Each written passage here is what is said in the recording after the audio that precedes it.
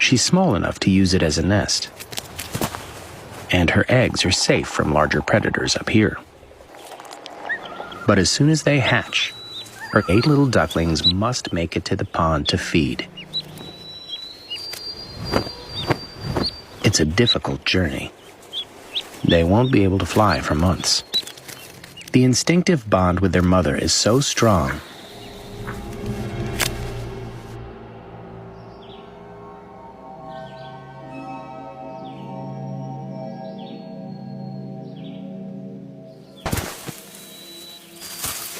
ducklings are born with soft, flexible bones.